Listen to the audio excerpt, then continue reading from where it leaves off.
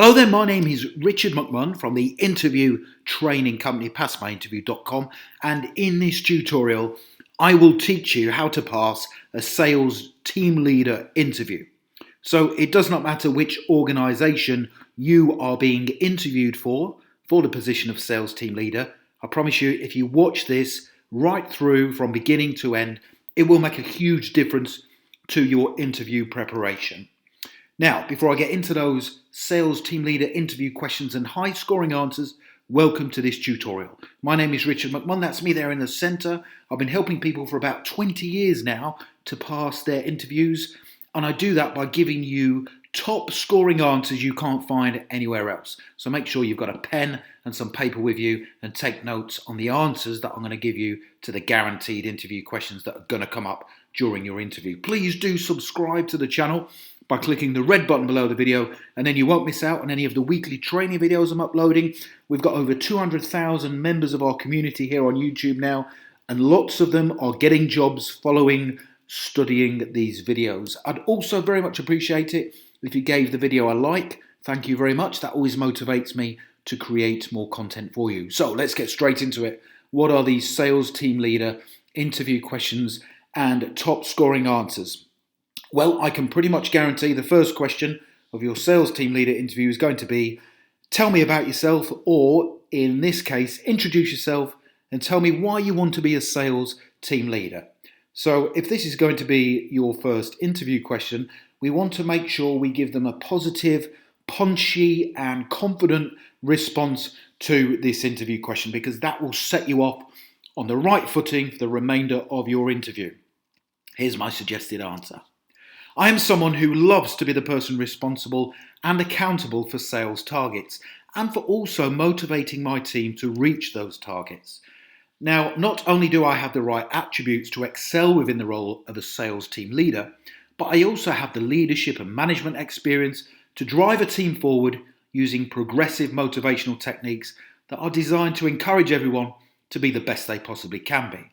I want to be your sales team leader because the pressure and the sheer challenge of the role presents is very attractive to me. I don't want to be somebody who simply follows the crowd. I want to be the person who leads a team and, more importantly, is accountable for everything that happens on a daily basis. I feel really strongly that if you choose to hire me in the role of sales team leader, you'll be impressed with my values, my honesty, my hard-working attitude, and also the results that I will bring to this organisation. So that's a very powerful and strong response. What I also like about it is the fact it is in depth in nature. So you're talking a lot about what you can do for their organisation. You are telling them about yourself in relation to the qualities that you have, and then also why you want to be a sales team leader. So there are effectively two questions in one there. Okay, next sales team leader interview question. Why do you want to work for our company as a sales team leader? Again, I can promise you this will come up during your interview.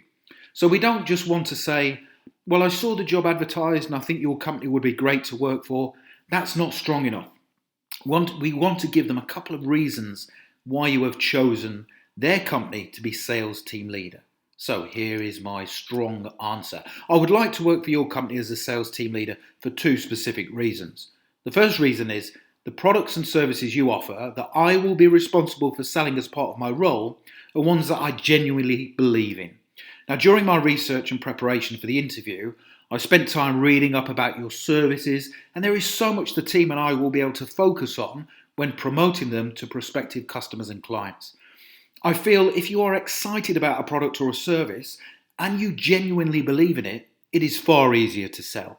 Now, the second reason is, again from my research, it is clear you are a forward-thinking company that has ambitious plans for the future.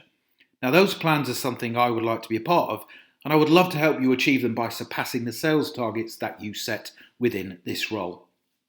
What I particularly like about that answer to the question, why do you want to work for us, is you are giving two reasons.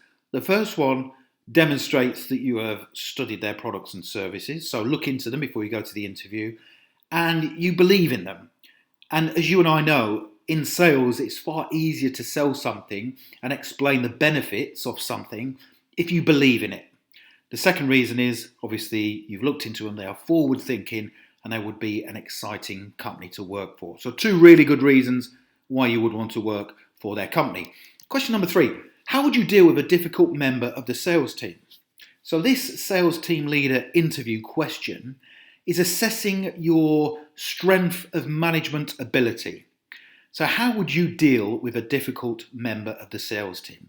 So in my opinion, we don't want to go in there and be saying, well, we would straight away, threaten them with disciplinary procedures. We don't want to do that. We want to use our interpersonal and motivational skills to bring them round. But we also want to go in there firm as well, to let them know that we are the team leader and that any difficult member of staff is not helpful to the team. So here is my suggested answer. I think it's important to note that if you don't tackle the issue of a difficult or underperforming member of your sales team, the problem can develop and it can start to impact on other team members. Therefore, I would take decisive action immediately. First of all, I would arrange a meeting with the team member and prepare in advance of that meeting the things I wanted to discuss. This would include the reasons why they were being difficult or underperforming, a series of questions to establish why they were behaving as they were, and also importantly, a plan of action for getting them back up to speed within the team as soon as possible. I would initially not use any form of disciplinary process or proceedings, but instead I would use my experience of managing staff and my interpersonal skills to get them back up to speed quickly. So what you're doing there is you are saying, I am a strong leader, I am a strong motivator, and I would get this person to come back round and be a strong member of the team. And that's the correct answer. That is the correct approach. From my many years' experience of managing people, and sometimes difficult people, that's the best process, is to bring them round with strong leadership and management skills. Next question of your sales team leader interview. How would you motivate your team to ensure they met those tough sales targets? So as a sales team leader, you are going to have tough targets. So how do you motivate your team to achieve them? Here is my suggested answer. I have a number of different methods for motivating my team. However, I feel my strongest asset in respect of getting people motivated is definitely the way in which I treat them. If you treat people well, care about them, and make them all feel part of what you are trying to achieve, everyone will come together and they will naturally want to do their best for their team leader and their organisation. Now, I do also have a number of different alternative methods for motivating staff, and these include team away days once we achieve specific targets, incentivising all team members and rewarding those staff who really deliver above and beyond their set targets.